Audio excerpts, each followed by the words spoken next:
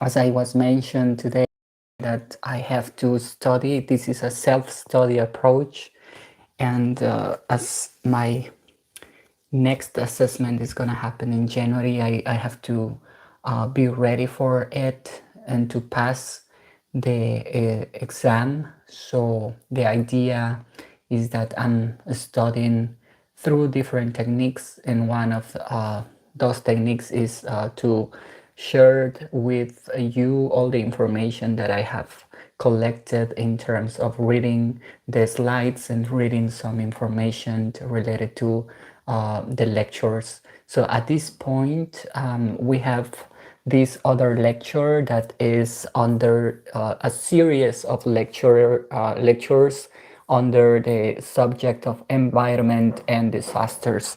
So we started in the morning. We started with GIS.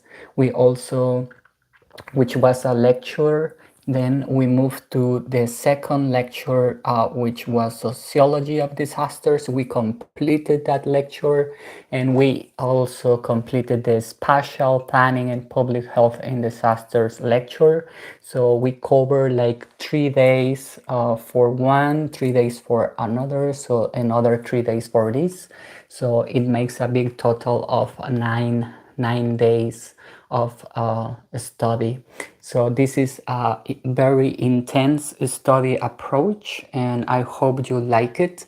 Now I'm gonna start in this live session explaining at least some terminology and the ideas behind of the socioeconomics of disaster risk management and climate adaptation and economic instruments lecture. It was a very intense and very complex lecture. So at this point, let me get the chair because the wall. Let me get you here. So I'm just gonna try to explain.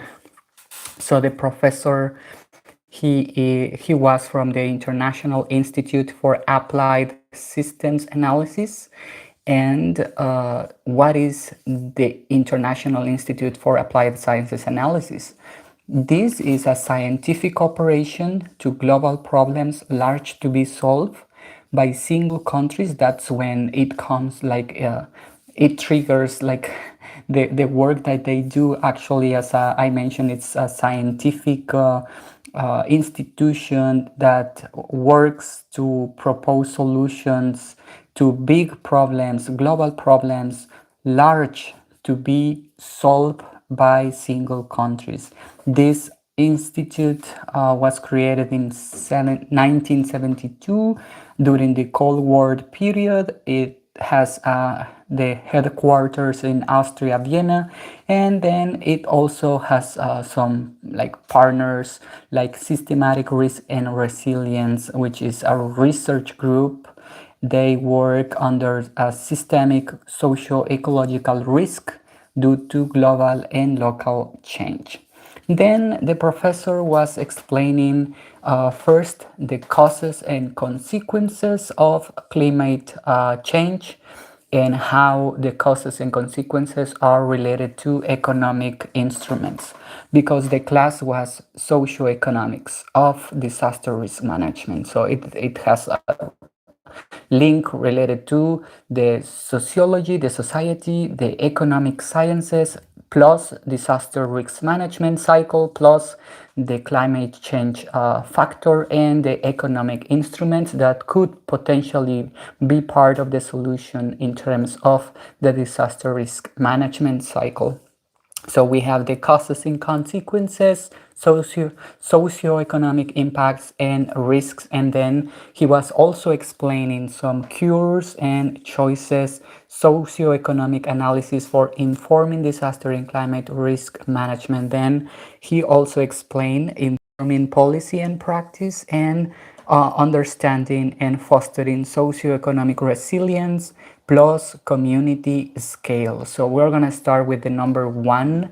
This was a whole day that he was in the lecture. The first session that we had in this lecture was like the causes and consequences. So I'm just gonna try to get an overall idea, because as you can see there is a lot of information here. So basically he was explaining what is a risk, what is a disaster again, and the development. So risk is a potential impact, and it could be prevented and reduced. Disaster cause direct impact on the economy of a country, so we have to react. A react is a cure. Cures are prevention, reduction, reaction, foster resiliences. But also the cures are choices, okay? Development, economic development of a country could be indirect. It could, when a risk is high, the development potentially could suffer an indirect impact. So fostering is also a choice, is also a part of a cure. And then we have number one, causes are drivers of risk. Number two, consequences leads to direct and indirect damage. The damage can be on intangible things such as the life, the health, the environment, the society. The damage also can be tangible, like on wealth, tangible impacts on the GDP. This is a very economic term. Right now, I don't have it, so I guess like it's go gross development product, something like that. And cures, economic instruments, risk financing, smart financing. We do risk financing and smart financing through several tools of assessment. And choices such as decision support for making the case for building resilience. And then we move to here, disaster risk reduction strategies. In 2023, some of 131 states, countries have adopted disaster risk reduction as part of their climate adaptation strategies in 2023. So that means that a lot of countries are paying attention, they are prioritizing disaster risk reduction strategies due to climate change. So it also mentions that multi-hazards represents 59% of total economic losses. Indirect impacts on developed countries are that, the developed countries, the impact could be more in the macroeconomic aspect, like the growth and the wealth it's being affected. But when it comes to the non-developing, like the non-developed or the developing countries, the direct impact could affect the short and the medium economic factor. So the short and medium term will suffer the impact on the economy of developing countries. So what means that means that if a developing country is affected by the disaster, there is a vicious disaster poverty cycle. And this is not good because most of the countries will be affected in a long term, and this is gonna create erosive phenomena, which is not good for the short and medium and long term of the economy of a country. Then we also have direct impacts. The direct impacts mostly will affect the stocks and the flows, and there is a difference between the stocks and flows. Like for example, when we were talking about stocks, this economic concept means that there is a specific point of time. So the stocks is like the money that is available in the bank in a specific point of time, and when we talk about flows, is like we are giving a period of time, like for example, from uh, January 2025 to December 2025. So it's more broader, not specific and not narrow as the stocks. So that's some terms that we need to understand. And then when we talk about direct damages, mostly of the disasters and the climate change hazard will have a direct impact in the society, meaning that they will face morbidity or mortality, and the economic development of a country is gonna also suffer some impacts. Those impacts could be direct or indirect, as we were discussing. Then we have risk appraisal. This is a tool that is important to mention because risk appraisal is gonna help us to understand whether a country is exposed to high risk. So we have two approaches, like top-down approach and the bottom-up approach. When we use the top-down approach, we are narrowing to a solution. And when we use the bottom-up, we are going to demonstrate that a country has several vulnerabilities, but we're gonna use resilience as the main approach. And then in the second day of this lecture, we discussed the cures and choices. The professor was saying like cures and choices in the socioeconomic analysis for informing disaster and climate risk management. So cures are mostly economic instruments. The economic instruments are economic incentives for proactive risk management. So we are trying to increase like incentives, so people is going to be more engaged because they are going to receive some economic incentives, such as tax exemptions, or they are going to receive some credits back or some money back, so that will encourage the population to be engaged in a proactive risk management approach. Then we have during a disaster, during a situation, we have the ex ante risk management and the ex post disaster management.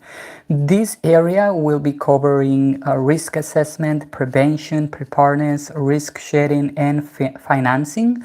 And the post disaster management includes the response to the disaster, reconstruction, if there is need to build back better, and the rehabilitation of the functioning of the society.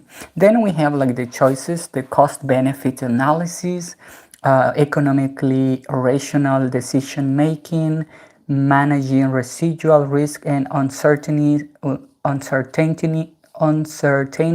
is important. Discount rate is important for the investment paradox. Then we use two different tools, the multi-criteria analysis, which is a report from the MCA4 climate, and resilience assessment through the five capitals. The five capitals are the human capital, financial capital, the social capital, and physical capital, and neutral capital. Then we also have like these other terms like myopia, which is today is more important than the future, and decision support tools. When we talk about the decision support tools, we have like the CEA, cost effectiveness, CBA, cost benefit analysis, RDM, RDMA, robust approaches, participatory tools, like we have a bunch of them, like LMCA, which is multi-criteria analysis, the one that we were talking about here, and the BLAFRMC, adaptation, capacity, resilience, and those are gonna be very helpful to engage research with practice, understanding resilience, because at the end we need to build resilience on communities so they can have a relief and implement climate adaptation while we were discussing previously. And then we have like informing policy and practice, which is a different lecture that combined number 3 and number 4 points. So I remember that in that day I was kind of lost, but now that I'm explaining the information to you, seems like very interesting. The professor was a scientific from Germany, from the International Institute for Applied Systems Analysis. So he was working in Austria, Vienna, and he was very excited about talking about this economic lecture, and I was kind of lost. But now that I'm explaining, as mentioned, I just realized the main idea. So then he was explaining some international agreements that international documents that are important, that are informing the policy. International agreements 2015, these tackle the gaps. This is best known as the Agenda 2030. It involves the Sustainable Development Goals. The goals that are linked to this are the Development Goal number 1, the number 11, and the number 13. Then international policy, we have, of course, Sendai Disaster Risk Reduction Framework, because it will give us some strategies. Remember that in the previous lecture,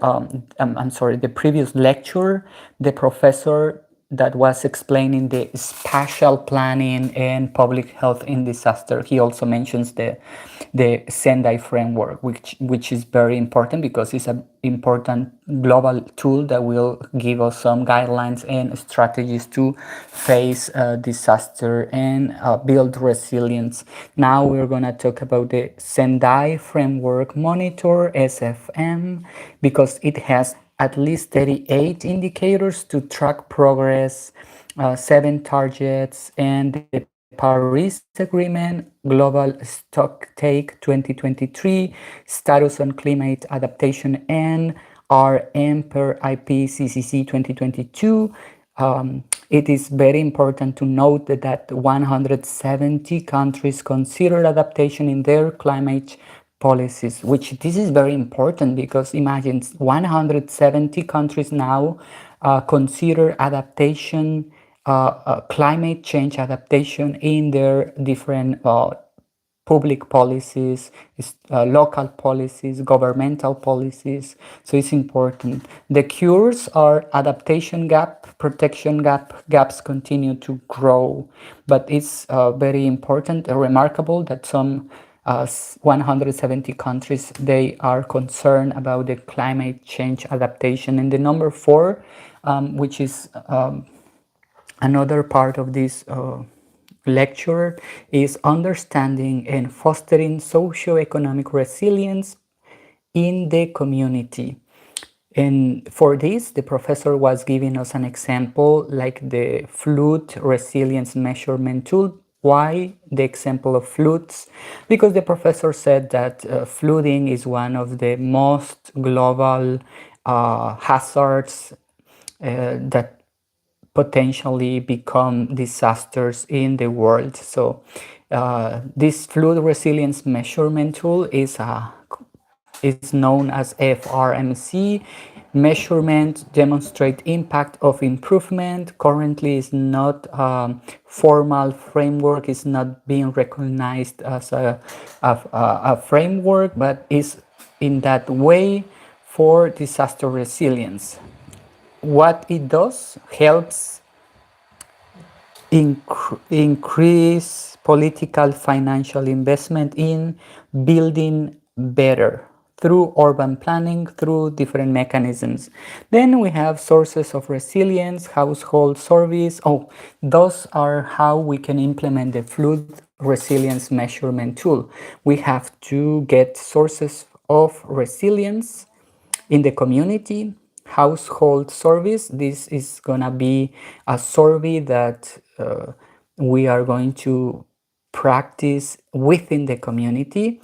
Then also focus groups discussions. We are gonna gather the community, so the community will give us the idea about the resilience and also we can implement some interviews in situ, and secondary source data, we can review some other alternative secondary information in order to assess the resilience, which is the idea of the flooding resilience measurement tool. There is a grading process. This is mostly from a participatory approach. We have a scoring method, which is like A 100, B 66, C 33, D 0. So those are the scoring methods that use flood resilience measurement tool. And why it is important to have some scoring here? Because in order to know the score, we are going to design community interventions to prevent flooding.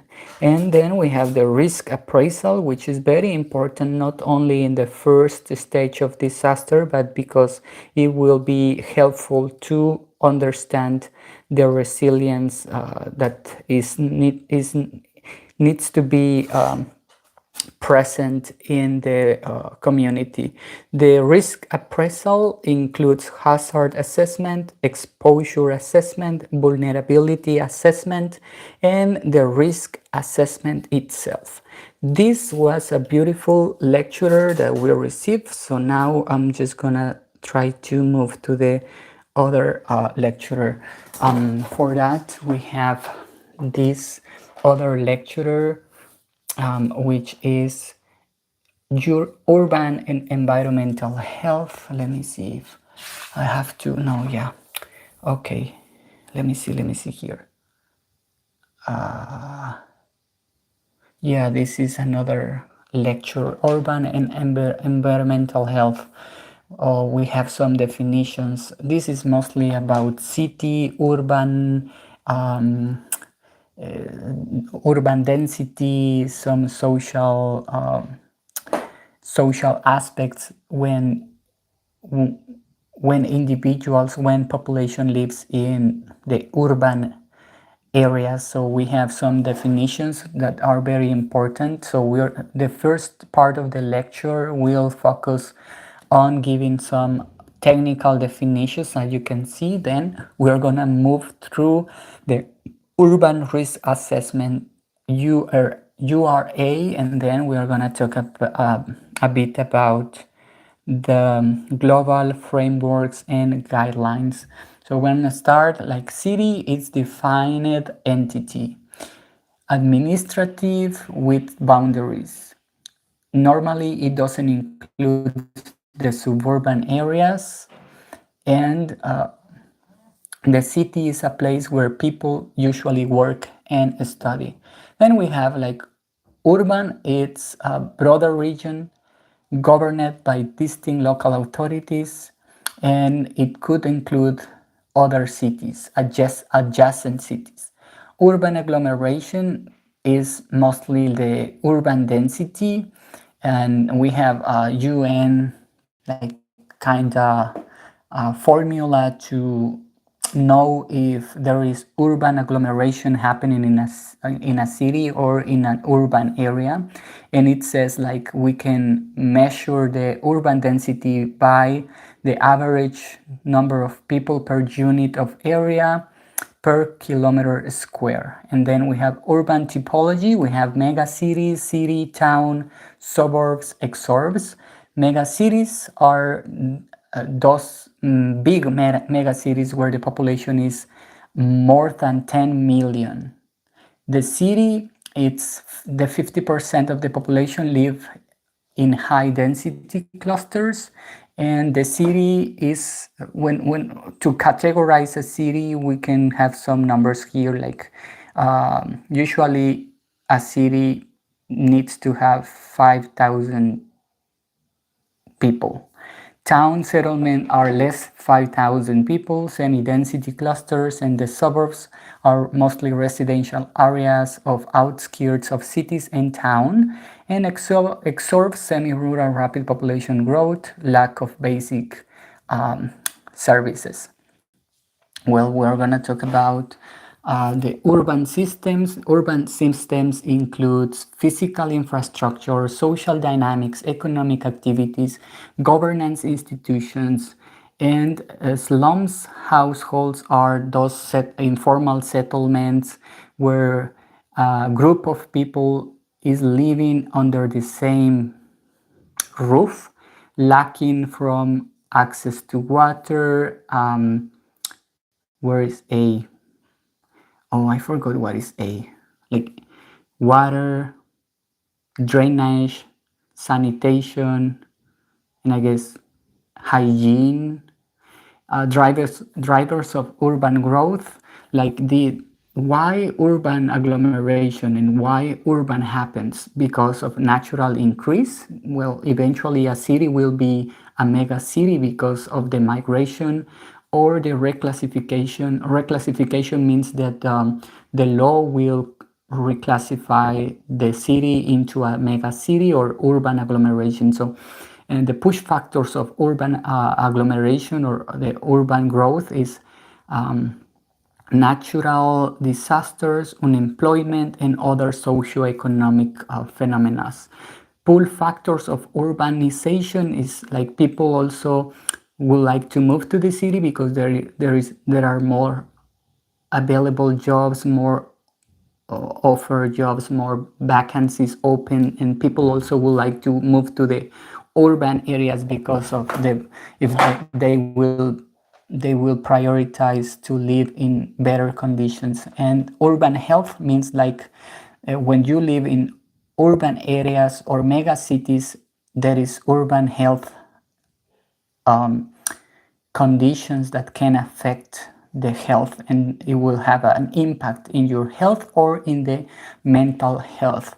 The living in urban agglomeration areas increase exposure to vulnerabilities, and the environmental health hazards includes physical, chemical, biological, social factors in environments that affects human health. Now we're going to move to urbanization development. This increasing share of population living in urban areas reflects both migration from rural to urban areas and natural increase in urban population. Then we have some other important terms here: urbanization, suburbanization, counter-urbanization, and re-urbanization.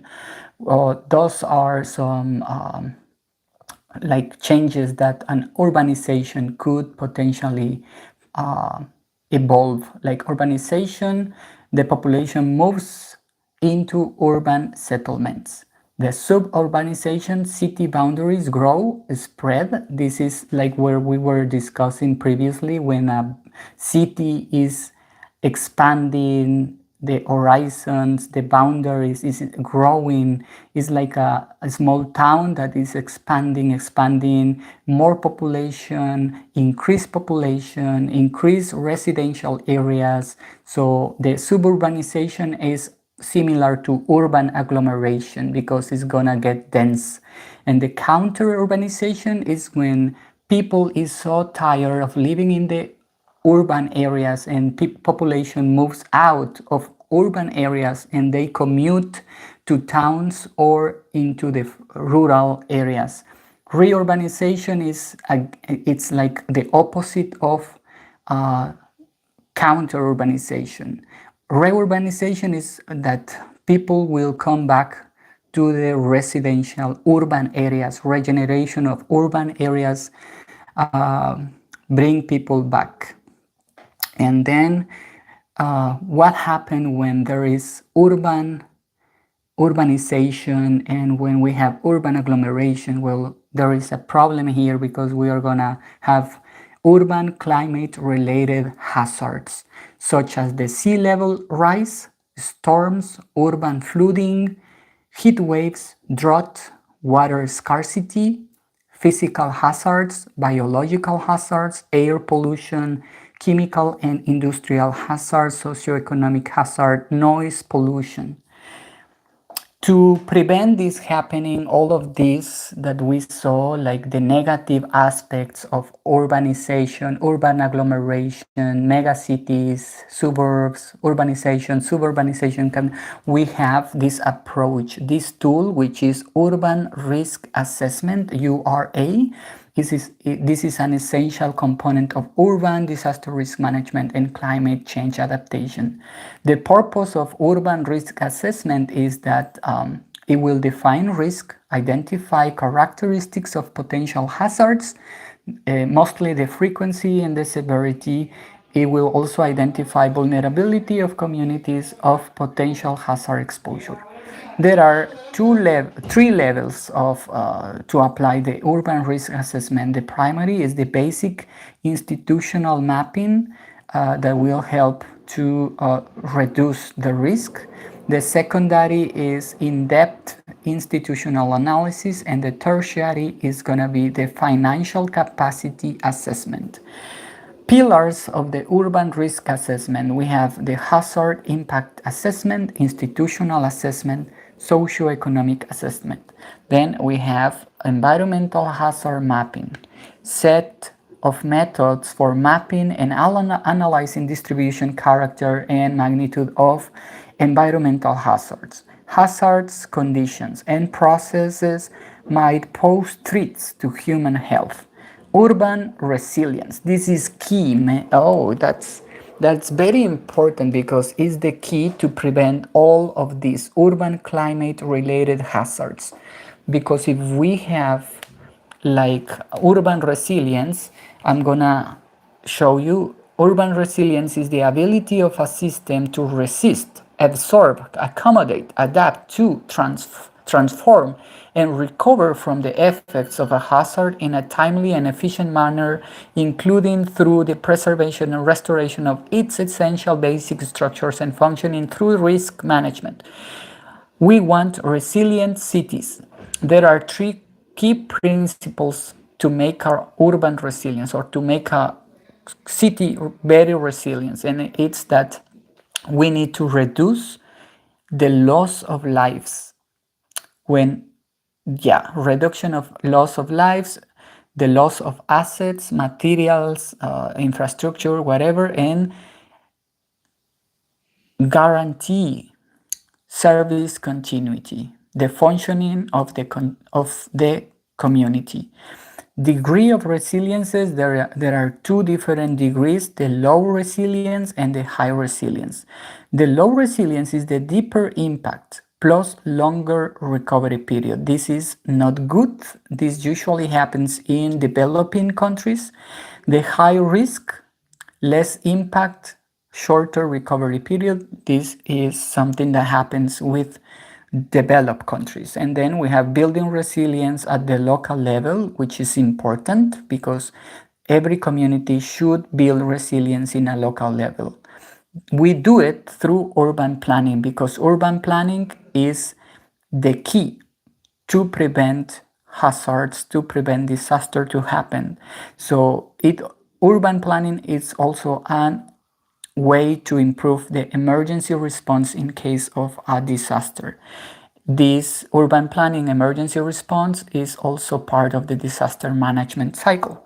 Then we have this other like bunch of numbers here, and those that you can see here are a list of global frameworks and guidelines. So we have the number one, which is the United Nations Disaster Risk Reduction Making Cities Resilient, most commonly known as MCR 2030. This is, it contains key essential city resilience. Then we have the WHO, World Health Organization. It has a health EDRM framework from 2019, which includes health systems and risk management at all phases of the disaster management. And the United Nations Habitat City Resilience Profiling Tool, CRPT, assess and enhance urban resilience. And then the Sendai framework for disaster risk reduction. This is a global blueprint for reduction disaster losses and promotes resilience. And finally, we have the United Nations Disaster Risk Reduction Technical Guidance 2022. This provides tools for integrating risk management into development. And then we finished this other lecture. And then we're going to talk a bit about some other important definitions under the geological and environmental risks that generate emergencies and catastrophes. This was for a lecture from the Professor Rodrigo. I really like his class. So we are going to talk about geology, and geology is very exciting field. So we have geology. What's geology?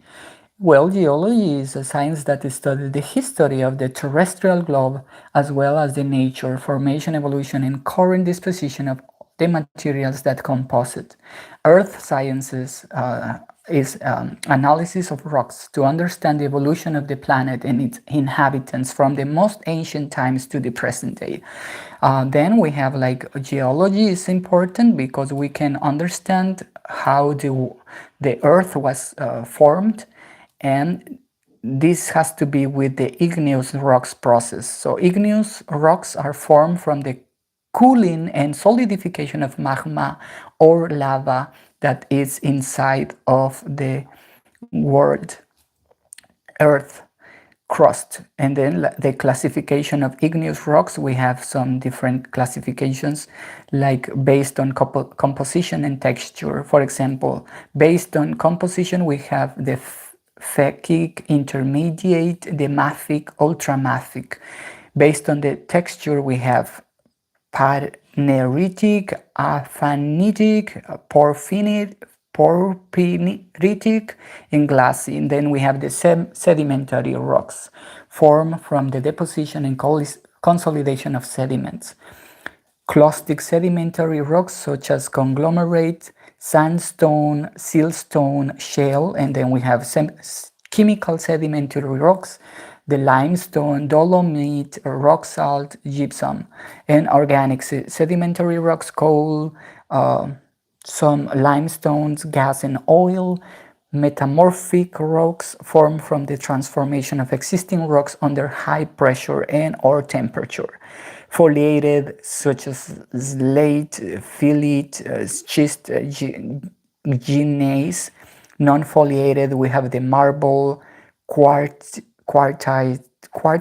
and hornfels. And then, surprise, more information happening in the back of the page. As you can see, there is a lot of information now. And then the rock cycle, we have the magma cools to form igneous rocks. Number 2, weathering and erosion produce sediments. Sediments are deposited and lithified to form sedimentary rocks. Any rock type can be metamorphosed under heat and pressure. Melting of any rock type produces magma, restarting the cycle. Most geological disasters and catastrophes occurs in areas of union of distensions of tectonic plates. So this is important. Plates movements explain various geological phenomena including mountain formation, earthquakes, volcanic eruption activity, ocean basin formation. Plate tectonics. Hot rock rises heated by Earth's core near the surface. The rock spreads in two directions and goes sideways. It begins to lose heat eventually. The much cooler rock sinks back down. Through this spreading process, the Earth's crust is very slowly dragged apart, and it's this that ultimately causes the continents to move where the plates collide. The rock on the sea floor containing carbon from the dead plankton is carried deep into the earth. As it descends, this layer of rock is heated, so the rock melts, releasing carbon dioxide, and gas is returned back into the atmosphere. During an eruption, the remarkable cycle is completed. Theory of tectonic plates.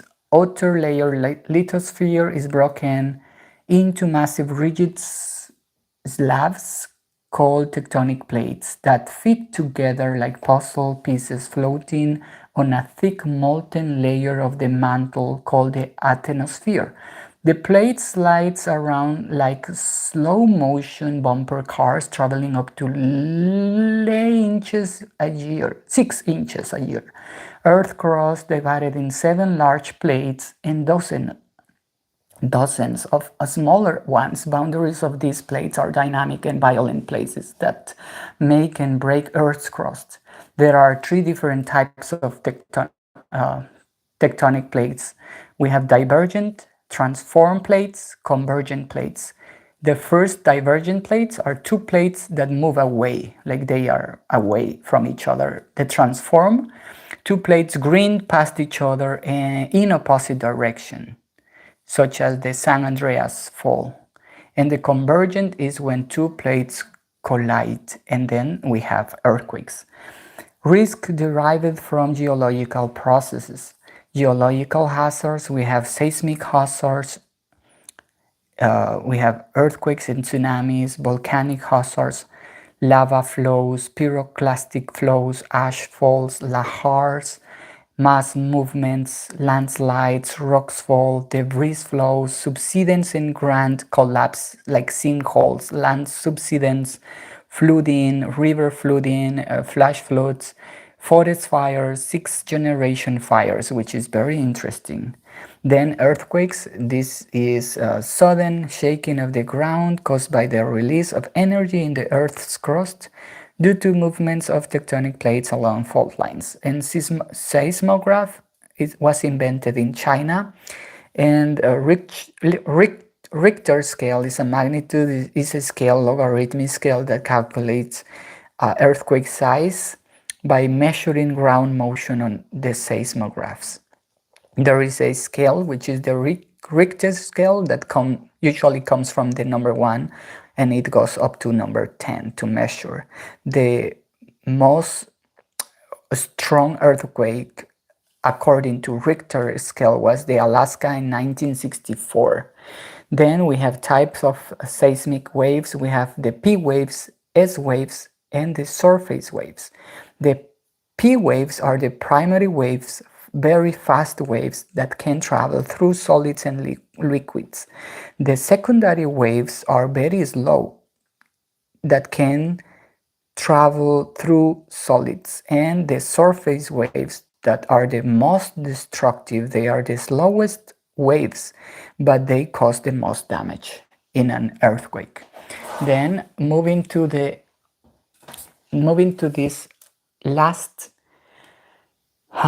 part of the lecture of geology class, and we are almost done. I know, but you can listen to me. I know it's really bad, but let me see here. We are almost finishing. So effects and hazards. We have ground skating and rupture, landslides and avalanches, tsunamis, coastal areas, liquefaction of soil, fires, and infrastructure damage. The tsunami is a series of ocean waves caused by sudden displacement of water triggered by undersea earthquakes, but can also be caused by landslides, volcanic eruptions, or meteorite impacts. I will also include nuclear bombs. Massive flooding of coastal areas, destruction of infrastructure and property, loss of life and displacement of populations, long-term economic and environmental consequences. The volcanic hazards, lava flows, pyroclastic flows, ash falls, lahars are some components of the volcanic hazards. Then we have types of volcanoes. We have shield volcano, stratovolcano, cinder volcano, caldera volcano. Remember, there are only 4 types of volcano: the shield, stratovolcanoes, the cinder, and the caldera. Then volcanic products, we have lava, pyroclastic gases, ash, pumice, bombs, etc. Hazard to humans, well, the volcanic hazard could potentially happen due to earthquakes, and it also could produce tsunami. Climate effects, well, the global cooling and agricultural impacts, aviation hazards are some of hazards to humans. Mass movements, mass wasting is the downstroke movement of rock soil and debris under the influence of gravity. It is a geomorphological process that occurs on both terrestrial and submarine slopes and has been observed on other planetary bodies. Can happen gradually over low periods or suddenly. And then we have an example in 1920, China, that killed 100,000 people. Natural processes, dissolution of underlying rock, meaning activities, excessive groundwater extraction, surface erosion, collapse of underground cavities or voids are some of the reasons why mass movements or mass wasting happens. And then finally, we arrive to the sixth generation wildfires, are a relatively new concept in forest sciences and emergency management. New types of wildfires produced by climate change, prolonged droughts, and rising extreme temperatures.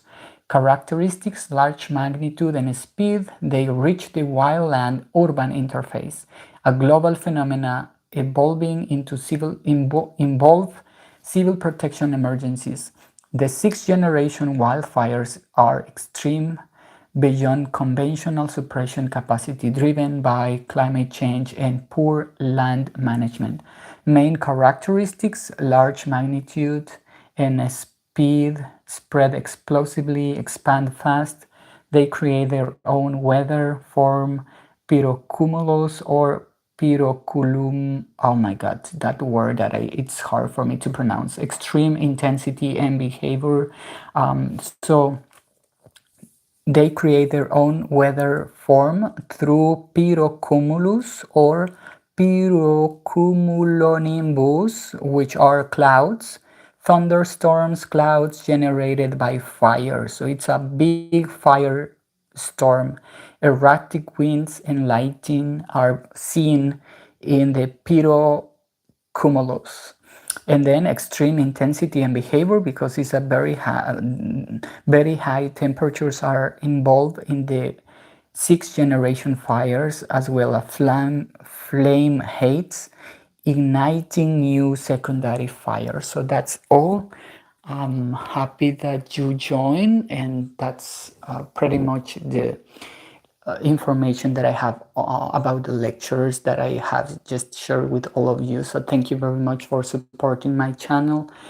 I have completed my self-study right now, so I'm just really happy that I practice and I studied and a bit. So I hope that my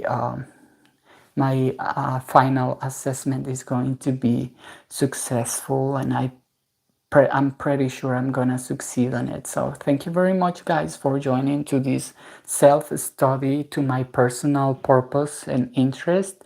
Thank you. I have to go sleep, and I'll see you tomorrow. I'm just gonna share with you more information for about the lectures tomorrow. Okay, it's gonna be a very intense day for me tomorrow, so I need to go to the bed early. So thank you for being here with me, supporting my channel.